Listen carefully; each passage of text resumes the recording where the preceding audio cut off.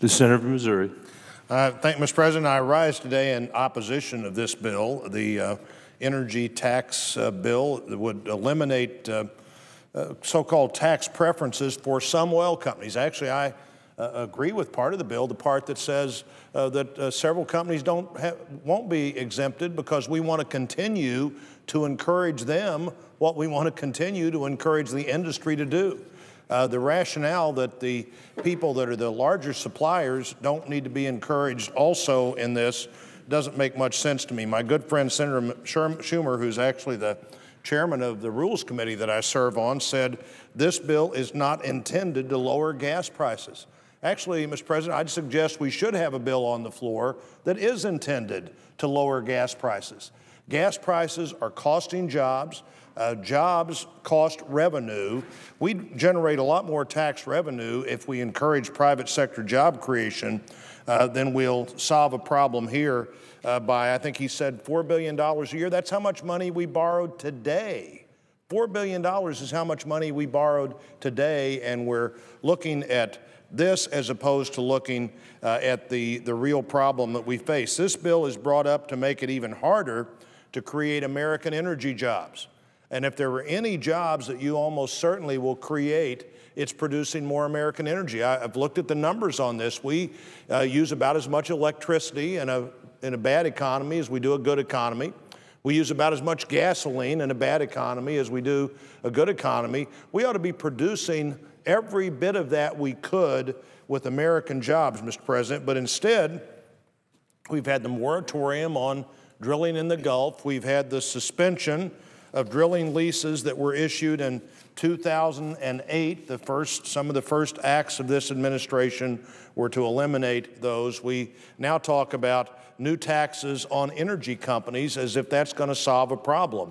The administration recently announced that it would encourage the sale of offshore leases. And why is that? I think it's because the administration has finally decided that the economy doesn't benefit from policies that increase energy prices. This is in stark contrast to what we're talking about today. The administration has had a hard time actually issuing the permits to make leases worthwhile. There's lots of complaining about the fact that there are leases out there that aren't being used. Surprise, surprise, the leases to be used have to have a permit. And the permitting process has never been more difficult than it is right now. In fact, some of the reasons are the actions of the EPA. Shell Oil, being talked about here today in another way, recently canceled its 2011 exploration plans in the Beaufort Sea in Alaska because EPA wouldn't grant them the necessary clean air permits. Now, there was nothing different about how you were going to extract this oil in the Beaufort Sea now than there was when the exploration permits were issued, and billions of dollars were spent to pursue the oil in the Beaufort Sea, and then suddenly the EPA says, oh no, we're not going to give you the permit it takes to get that oil out of the sea, so American customers, American consumers won't benefit from that. Both the Senate majority as well as the administration haven't been willing to really address this energy crisis in a way that solves the problem. The tax increases won't reduce and will almost certainly increase gasoline prices.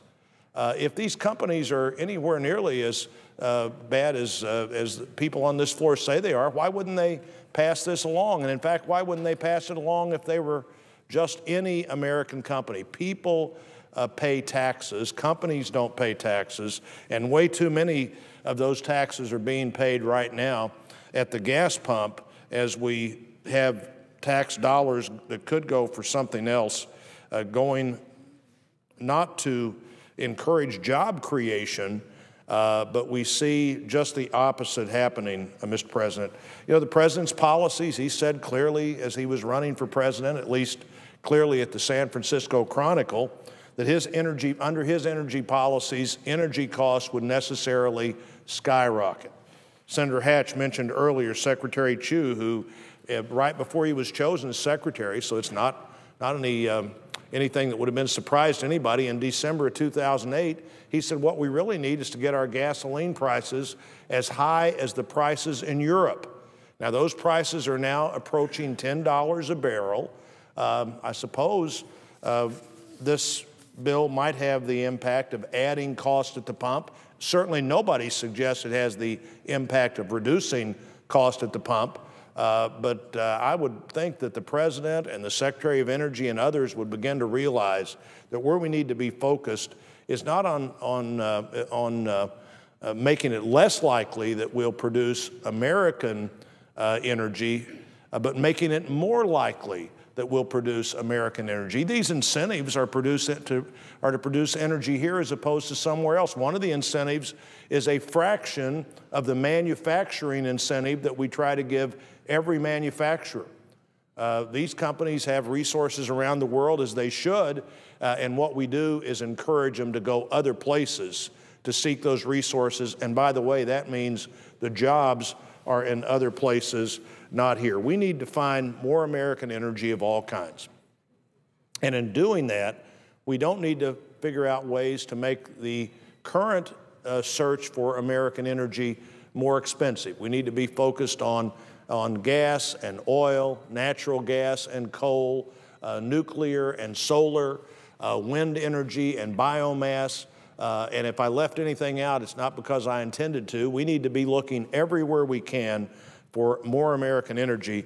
This makes it more difficult. Our policy should be to find more, to use less, to look for ways to conserve the energy we have, whether it's a better insulation and windows, or cars that eventually run on something that's some combination of gas and battery powered, or no gas at all, and electricity. All that's fine, but most of that's not going to make any difference for quite a while.